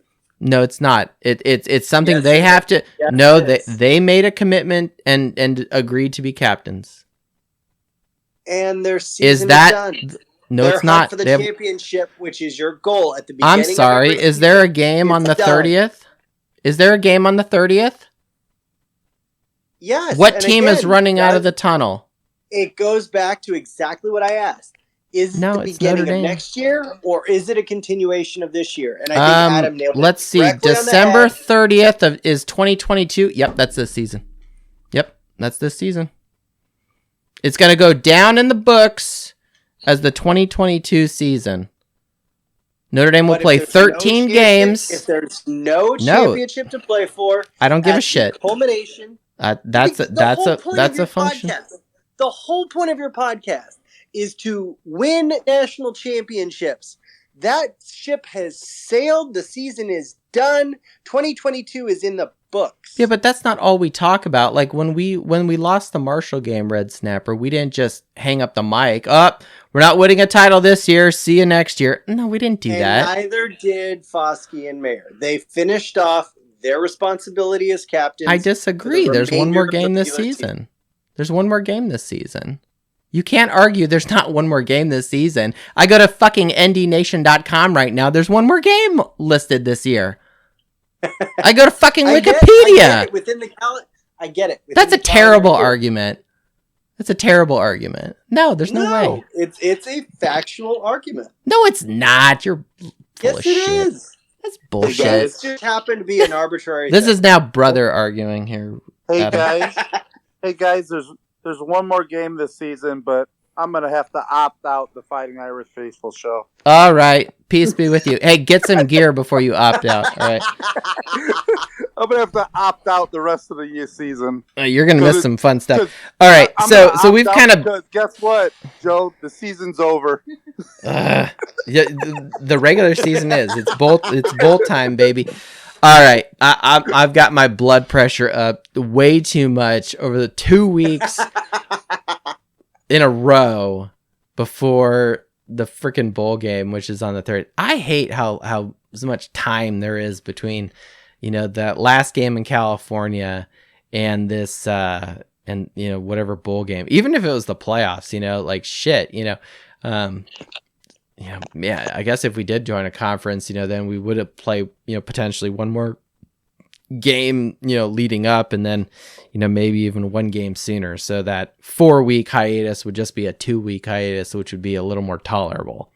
Who knows? All right, we've gone long enough. I've talked about everything I want. Anyone else got anything they want to say? Adam, mark it down. Red Snapper.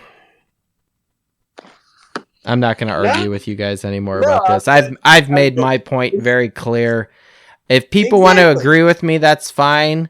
But if the podcast numbers keep going up, maybe we'll just my job as the co-host is not to make it easy on you. It's just have a different stance. Yeah, and that's true. I don't.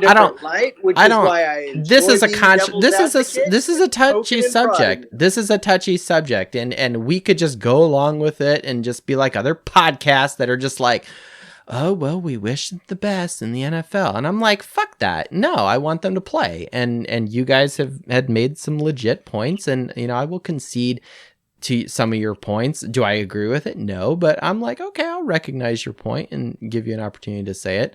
I may shoot you down, but that's fine. Healthy debate is okay. And we can still coexist, right, on this podcast, right? And it may be a little awkward and shouty and a gramble of words at times, but hey, we still managed to produce basically a 2-hour podcast again tonight. Nice. All right, gosh, I gotta look at the calendar here. All right, so let's see here. We've got what the fuck, Windows? What are you doing here? Pull up the fucking thing. What are you doing? There we go.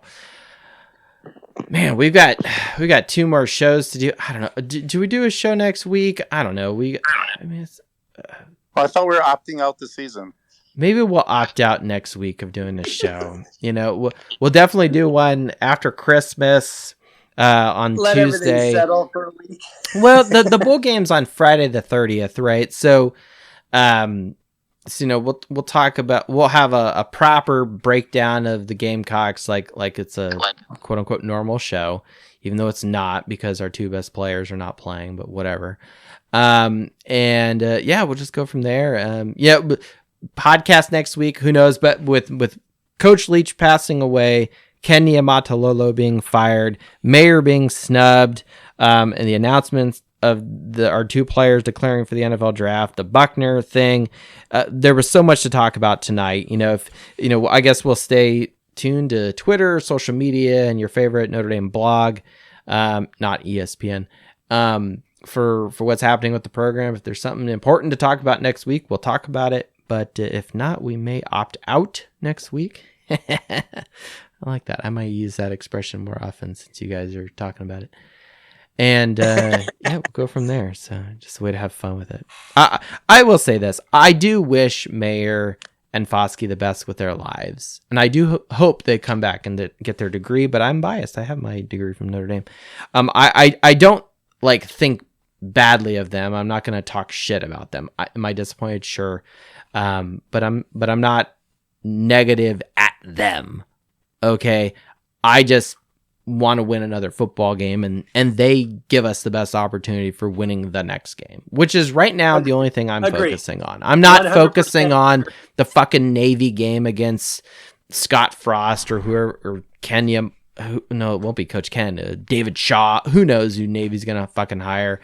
I don't care about that, or even Ohio State at home. No, agreed. They give us a better chance to win because them on our team makes us so much stronger. Yeah, 100% agreed. Why not? Undeniable. Great players, help our team win, and that's all I want.